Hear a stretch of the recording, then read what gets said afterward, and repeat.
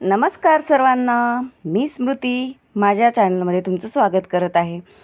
आज आपण बघणार आहोत बटाटा आणि शाबू यांची चकली। खूप छान होते, एकदम खुसखुशीत होते। आता हे बघू शकता तुम्ही, तोडल्यावर किती पटकन तुटते, तळल्यानंतर ही अशी दिसते। त्याच्यामुळे तुम्ही ही रेसिपी नक्कीच ट्राय केली पाहिजे, कोणालाही जमेन अशी एकदम सोप्या पद्धतीमध्ये ही रेसिपी आहे। चला तर मग आता आपण लगेच रेसिपीला सुरुवात करूयात। एका पातेल्यामध्ये मी अर्धा किलो साबुदाणा घेतलेला आहे। तो आता 1-2 ते 3 पाण्याने स्वच्छ असा धुवून घेणार आहे। आणि शाबू धुतल्यानंतर त्याच्यामध्ये एक थोडंसं पाणी वरती ठेवून आपल्याला एक 5 ते 6 तास हा साबुदाणा व्यवस्थित भिजवून घ्यायचा आहे। चला तर आता ह्याच्यावर झाकण ठेवूयात आणि साबुदाणा आपण व्यवस्थित भिजवून घेऊयात। आता एक बघू शकता 4-5 तासांनंतर हा साबुदाणा एकदम व्यवस्थित असा भिजलेला आहे, बघू शकता तुम्ही। आता आपण हा साबुदाणा पूर्ण मोकळा करून घेऊयात। एकदम मोत्यासारखा हा शाबू आपला भिजून झालेला आहे। आता त्याला व्यवस्थित मोकळं करून घेतलेलं आहे आपण, बघू शकता। आणि इथे एका भांड्यामध्ये मी पाणी गरम करायला ठेवलेलं आहे। पाणी हे अंदाजेच गरम करायला ठेवलेलं आहे आणि पाण्याला थोडीशी उकळी येऊ द्यायची आहे आपल्याला। बघू शकता तुम्ही, आता पाणी आपलं उकळलेलं आहे आणि जो आता हा आपण साबुदाणा मोकळा करून घेतलेला आहे त्याच्यामध्ये हे उकळलेलं पाणी आपल्याला ओतून घ्यायचं आहे। हे बघू शकता, असं पाणी ओतायचं आणि एवढं पाणी ओतायचं की जोपर्यंत ते साबुदाणा आपला पूर्ण त्याच्यामध्ये भिजत नाही एवढं पाणी आपल्याला त्याच्यामध्ये घालून घ्यायचं आहे आणि व्यवस्थित असं हलवायचं आहे। बघा, आणखीन आपल्याला याच्यामध्ये थोडंसं पाणी लागणार आहे। आणखीन आपण ह्याच्यामध्ये पाणी टाकून घेऊयात। हे बघा, आणखीन पाणी टाकलेलं आहे आणि थोडंसं आता आणखीन हलवून घेतलेलं आहे। बघा, आता एवढं पाणी आपल्याला आपल्या ह्या भिजलेल्या साबुदाण्यामध्ये घालायचं आहे। एवढं सफिशियंट आहे, जास्त पण घालू नका, नाहीतर तुमची चकली उद्या पीठ त्याचं पातळ होऊन जाईल। त्याच्यामुळे एवढं पाणी त्याच्यासाठी बास आहे। तर आता आपण काय करूयात, ह्याच्यावरती एक झाकण ठेवूयात आणि हा साबुदाणा रात्रभर असंच भिजत ठेवून देऊयात। आता एक 10 ते 12 तास हा साबुदाणा गरम पाण्यामध्ये भिजल्यानंतर असा दिसत आहे, बघू शकता। एका चमच्याच्या सहाय्याने मी तुम्हाला काढून दाखवते। हे आता एकदम चांगला असा भिजलेला आहे। तर आता आपण हे साईडला ठेवूयात आणि इथे मी 1 किलो बटाटे घेतलेले आहेत आणि हे बटाटे आपल्याला शिजवून घ्यायचे आहेत। आता ह्या बटाट्याची मी शिजवून घेऊन साल वगैरे काढून घेतलेले आहेत। आता आपल्याला हे बटाटे एका चाळणीमधून काढून घ्यायचे आहेत। त्याच्यासाठी अशी तुम्ही पुरणाची चाळणी वापरली तर चालेल। खाली एक भांडं ठेवायचं आहे आणि त्याच्यामध्ये एक बटाटा ठेवून आपल्याला मॅशरच्या साहाय्याने त्याला व्यवस्थित मॅश करून काढून घ्यायचे आहेत। बटाटे हे चाळणीमधून ह्याच्यासाठी काढायचे की जे सारण एकजीव झालं पाहिजे आणि एकसारखं झालं पाहिजे, जे की आपण ज्यावेळेस चकली पाडू त्यावेळेस आपले हे बटाट्याचे तुकडे त्याच्यामध्ये मध्ये आले नाही पाहिजेत। त्याच्यामुळे सगळे बटाटे आपल्याला ह्या चाळणीमधून असे मॅश करून घ्यायचे आहेत। ही प्रोसेस बिलकुल स्किप करू नका। चला तर मग आता आपण हे सगळे बटाटे ह्या मॅशरमधून काढून घेऊयात। आता हे सगळे बटाटे मी वाटून घेतलेले आहेत। हे बघा, एकदम स्मूथ असं मिश्रण आपलं तयार झालेलं आहे। आता हे जे चाळणीला लागलेलं आहे ते काढून घेऊयात।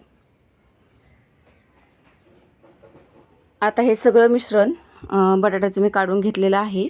आता इथे एक मोठी स्टीलचं भांडं घेतलेलं आहे मी आणि त्याच्यामध्ये हे सगळं बटाट्याचं मिश्रण आपल्याला काढून घ्यायचं आहे। आणि जो आपण रात्रभर भिजत घातलेला साबुदाणा होता तो देखील याच्यामध्ये चमच्याच्या साहाय्याने आपल्याला काढून घ्यायचा आहे। चला तर आता हे सगळं आपण ह्याच्यामध्ये काढून घेऊयात। हे बघा, सगळं व्यवस्थित असं काढून घ्यायचं आहे। आता मी सगळं साबुदाणा ह्याच्यामध्ये काढून घेतलेला आहे। आता एक महत्त्वाची स्टेप आहे ते आपल्याला करायची आहे।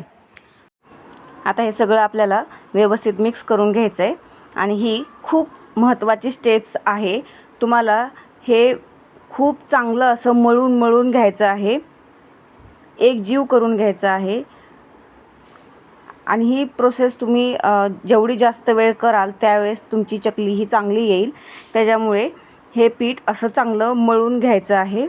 मला ही प्रोसेस करायला एक 10 ते 15 मिनिट लागले होते.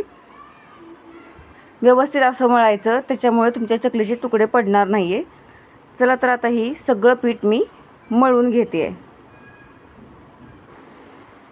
आता एक 15 मिनटानंतर हे पीठ असं बनून तयार आहे. आता ह्याच्यामध्ये चवीनुसार मीठ टाकायचं आहे आणि लाल तिखट देखील टाकून घ्यायचं आहे. तुम्ही तुमच्या आवडीनुसार लाल तिखट टाकू शकता किंवा तुम्ही ह्याच्याऐवजी हिरव्या मिरचीचा ठेचा वापरला तरी देखील चालेल.